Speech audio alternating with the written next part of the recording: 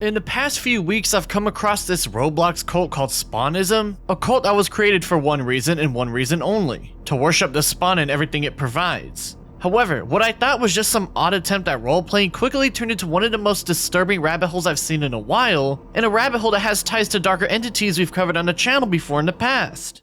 Before there was Spawnism, there was a game Forsaken, a Dead by Daylight inspired Roblox game released back in December 2024. The game itself is nothing special, it's literally Dead by Daylight but in Roblox, but given the addicting gameplay loop, the game will become one of the most popular amongst the Roblox crowd at the time, a crowd that primarily consists of children.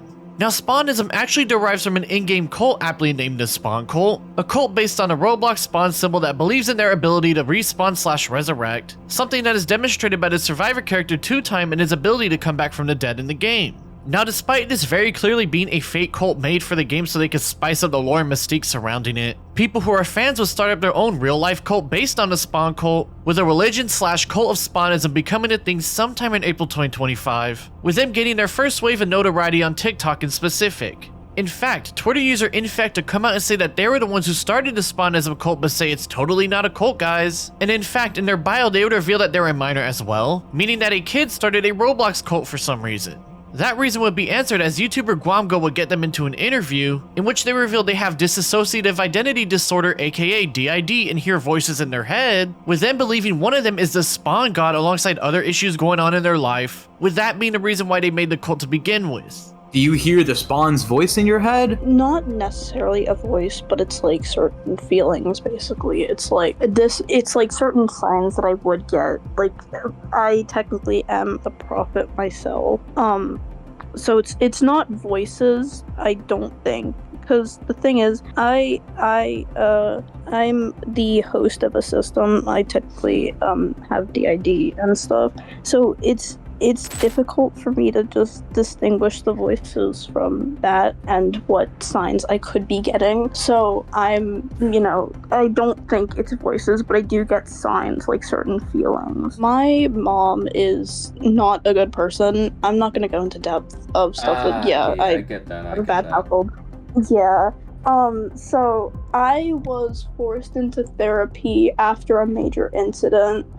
And it was regarding what happened, and my mom won that, so I haven't had a good reputation with therapy, but I have been trying to actively seek it. Now, it's pretty clear that Spawnism started off as an attempt at a cult by a mentally unstable kid who thought they were talking to the spawn god amongst the many other voices in their head. And so while it was concerning to see, it wasn't anything that caused too many issues yet, as at the very worst by this point in time, it was just a group of mentally ill kids who needed a proper parental figure and guidance in their lives. But unfortunately that wasn't happening, and so they sought comfort in this cult of theirs. It's already a really sad thing to see, and it's unfortunately common in life for kids to get involved in or even create weird parts of the internet like this. But what if I told you in this case, it was the weird parts that came to them this time? Well, that's where things get from concerning to disturbing, as a certain part of the internet would catch wind of this Roblox Spawnism cult, and in turn would turn it into something far worse than any of us could have ever imagined. Yup, I'm sure some of y'all who've been on the channel recognize that chapter title name, as it turns out that the 764 cult is involved with Spawnism, and in turn things would drastically get from bad to worse in an instant once this revelation was made. For those that are unaware of the 764 cult, you can check out my video on them in your free time, but for brevity's sake in this video I'll keep it short.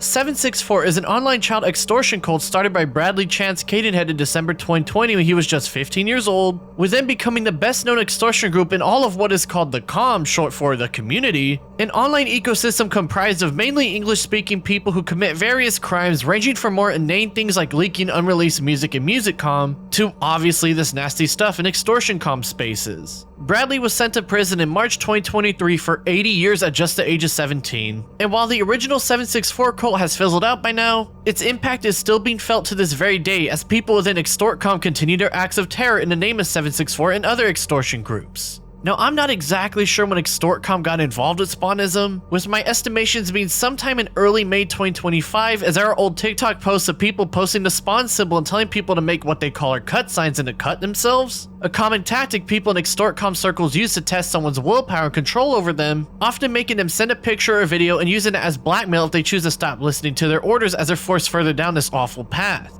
This initial involvement originates from the website Skibbity Farms, a site that was created by members of the UTTP and Foodist circles in 2024. The UTTP, short for the YouTube Troll Police, and Foodists are troll groups dedicated to spamming gore and CP and doxing those they set their sights to, and in fact, some of y'all might have even seen them spam up the YouTube comment section on a YouTuber Moist Critical, for example. Shoot, some of y'all might even recognize the guy I used to represent the Foodists, and it turns out this is Fooditson, best known for being the dude who would make videos making fun of YouTubers whose parents or pets died and said they're going to hell.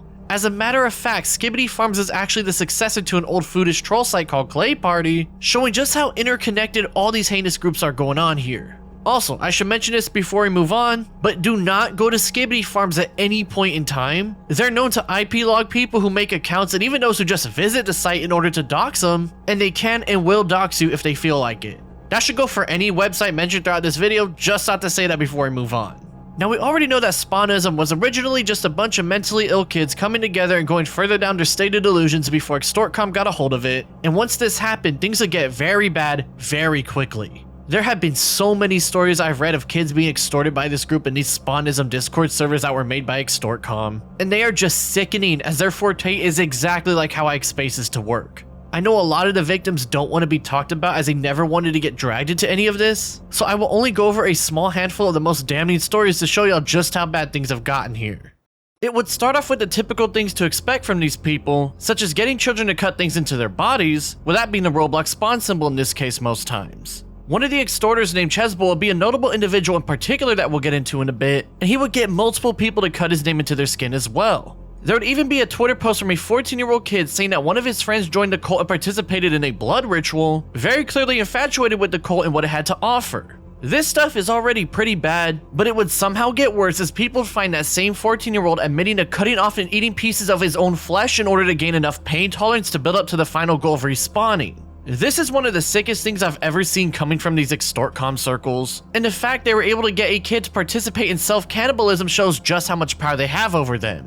Now, Chesbull is one of the most documented extorters of all, as there are multiple message leaks of him telling kids to cut themselves or strip naked on camera so he could produce CSAM and blackmail them in the future. He is an absolutely sick man, and he was not afraid to threaten people either, as when one person started to push back against him, he would say that he was sending people to their house to kill one of their family members. He would then tell this person he planned to kidnap them because they don't believe in Spawnism that much, and would then say he would keep them alive for experimentation as he tried to scare them into submission. None of that would work, so he would just go on to straight up dox them as he continued to try and extort them, though as far as I can tell, this kid was able to get away from him in the end. As news of Spawnism started to become more and more known, Chesbull and other extorters would start to get their victims to write messages saying that Roblox YouTubers Parlo and Ruben Sim are abusing them, and even at the bottom say the same about Creekcraft and how these people are anti-Spawnism propagandists. This is very clearly just an attempt at more psychological manipulation by trying to drag the names of these three in the mud, but it was clear that none of this was working as no one was falling for any of these typical extortion circle tactics as they became more and more known online.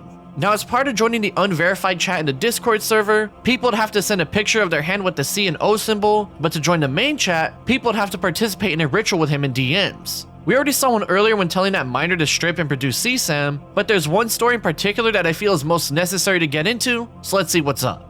In these chats with a miner who I'll be calling Blue, they would talk about a deer leg that they apparently had outside their home. That's already a pretty crazy opener, and it would turn out that Blue would start begging him to stop posting pictures of their friends online and trying to appease him so that he would stop. They would reveal that these were naked pictures of their friends in the process and offer him to only keep up theirs instead, in which he would get them to do another ritual as he saw this as a chance to extort them some more. He would then get them on camera to do some disturbing acts, and when it was over had them give their full name to him as he knew that he still had them under his control.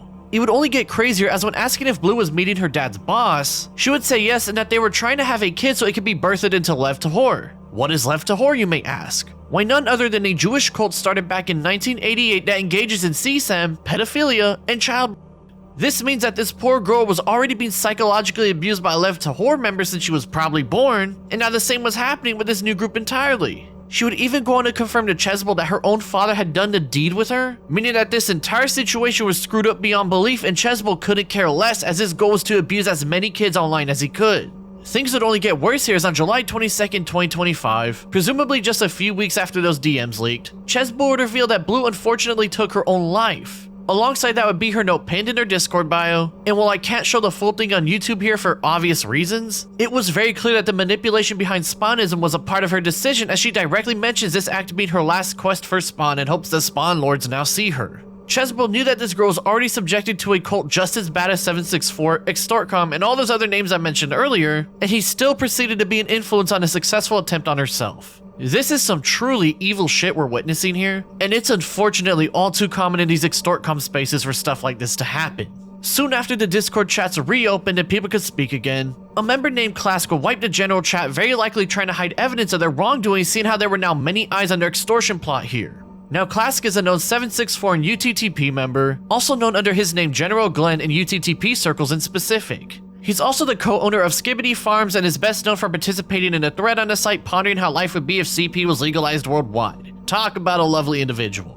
He's one of the many people running the main Spawnism Discord server, and alongside his accomplice 01 have been pushing kids to make accounts on Skibbity Farm so that they can IP grab them and use that info to extort them further if they try to leave. He's also been involved with his own extorting as well, giving people in the Discord server the light green acolyte role if they participate in an extortion session and DMs of them, with one of these people being blue and an unknown individual, and that's just what the screenshot I found showed, so who knows how many more there were. Classic would also start to push these acolytes into joining his No Lives Matter Telegram channel, knowing how much influence and power he has over them.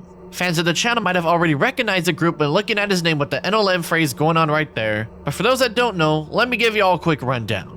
No Lives Matter is a splinter group of 764 that takes inspiration from the terrorist organization Maniac Murder Cult, aka MKY or MKU, a Ukrainian organization that promotes Satanism and accelerationism, a movement that is all about destabilizing society as quickly as possible by any means necessary, with MKU in specific promoting militant accelerationism, the most violent form of all. MKU actually learned about No Lives Matter and tried to get them to do terroristic acts over in the West before cutting them off in May 2024 after realizing they don't care about the movement of accelerationism and the politics behind it, with No Lives Matter continuing on as one of the most notable and ongoing groups of Extortcom to this very day. Again, I've covered this all in the past, so if you want to get into the nitty gritty, go check that video out. But the point here is that seeing that No Lives Matter is now also involved in this just makes things that much worse in the process. Classic would open up and start telling his members that the way to join would be by committing acts such as arson and stabbings as is typical for entry to the group, saying that graffiti is only acceptable if it represents an ongoing collaboration between 764 and NLM and to contact him for more details. He seems to be using these new impressionable kids to revive 764, as there would be examples of newfound graffiti and writing in blood, but it's hard to pinpoint if these came from the Spawnism kids or stuff that just hadn't been seen that much until now. It was clear that Chesbel, Clask, and other members of Extortcom saw Spawnism was based on a video game cult that represented resurrection, saw that it was a Roblox game in specific, a site with a lot of impressionable children on it, and put together it would be a great way to extort children on a mass level. It unfortunately worked, as this stuff will blow up very fast, very quickly, but in turn a whole lot more people become aware of them and start to spread the news far and wide online.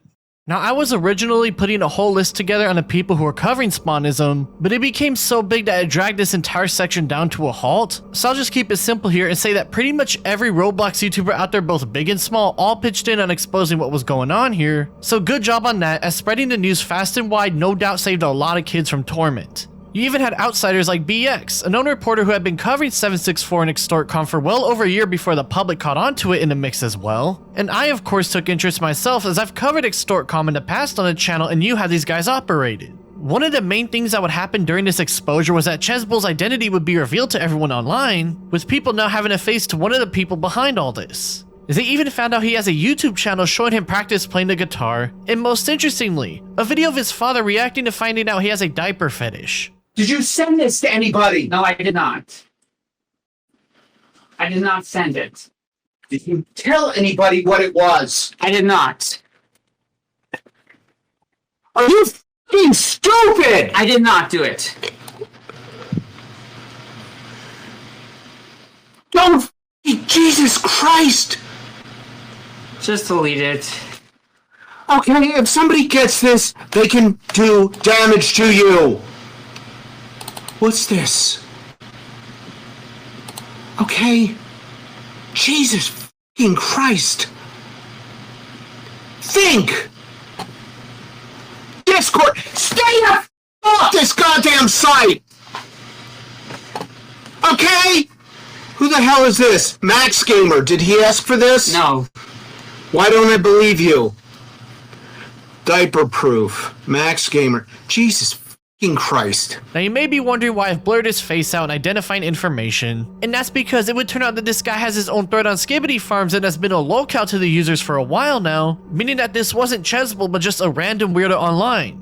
In order to cause some chaos and spread misinformation, they used somebody they've been abusing before all this went down and pinned it on him in the process. And unfortunately, a lot of YouTubers took the bait as they didn't verify the information and just ran with it instead, including a video that went viral and gained over 1 million views within 5 days after being posted showing this dude's information. Now this news is already spreading around by early July so much that one of the devs of Forsaken would have to come out and clarify that Spawnism isn't real and they have nothing to do with what's going on, and by mid-July people were already putting together the plot that Extortion was running. In fact, the news had spread so fast and wide that multiple Spawnism Discord servers, both run by Extortion and just random Spawnism cultists, would get banned off the service after they learned about what was going on. Also, Classic's Telegram account and 764/NLM channel will get deleted off that service as well. And if Telegram was cracking down on something like this, you damn well can assume that some serious authorities are looking into everything going on here. Now, Extortion wasn't happy that people caught onto their plans so quickly, so Classic would make a new Discord server and try to get back in the action. Except, the server would get shut down in less than 24 hours later by Discord again, as Chesbull would say so himself on Twitter. Classic would make yet another server and Chesbull will make 2 of his own, but again, these would be shut down by Discord very quickly soon after being created, showing that they were keeping a very close eye on this group alongside the rest of the internet. They would then go on to make a Spawnism gateway server where people get invited to their newest one through that, and though I'm not certain if it's gone or not as of this video, it will be soon once Discord finds out again. Things are getting so bad for them that 01 would actually make a thread on Skibbity Farms asking members to think of other ways to extort kids as he was getting tired of helping make new Discord servers, meaning that people's efforts to stop them were actually working as the news continued to spread around the internet. It seems nothing came to fruition though, as they were going to make yet another server that will eventually get shut down just like the rest as they continue to restart the Reign of Terror online. Now, despite it seeming like there would be more to this story, it would actually end off pretty unceremoniously and thankfully quickly. I know there are still people using Spawnism to extort kids online, but majority of the internet has learned what exactly is going on here, and though it's hard to do anything except continue to warn others as Extortion regroups and plans their next big extortion attempts, the more and more people learn about these groups, the better. It's a sad reality that thankfully more and more people are learning about, because the only thing we as normal people can do is continue to warn others about these groups as the government does their job to track down these freaks. If there's anything else worth mentioning here, it's that Blue, despite everybody under the impression she game-ended herself, would actually end up posting a Google document explaining that she faked her death to escape the cult but that her sister ratted out her plan to everybody, saying this time she'll actually go through with it. It's a very sad thing to read, but part of me holds hope that she's faking it again and that her sister won't risk her life like that ever again as well. I don't think we'll ever get a proper ending to this story, however, given how hard it is to put together the truth and the madness that is this side of the internet. But one can only hope that she ends up getting help for her mental issues and escapes that Jewish pedo left to horror cult. Shout out to my channel members for helping support my content, and shout out to my bestie tier members Wrathwollen, Nami, Cody, Laura Hertzman, Cheems, Daniel, Mystical GB, Hyper aka V, and Trendy Dragon. Go check out my Patreon and YouTube memberships if you want to support me yourself in the description below, and I hope you join as soon as you can. If there's anybody you guys know who are interested in joining this cult, be it because they're crazy or because they think they can do some sort of gay ops on the people within, I ask you to do whatever you can to pull them away from these people because they can and will be manipulated and abused by them, even if they think they won't. I only hope now that since the Spawnism cult is on the Fed's radar that they find the real identities of these extorters soon, and given how things have gone down with many other people of Extortion being arrested since the turn of 2025, there might be a real chance these people get sent to jail one day.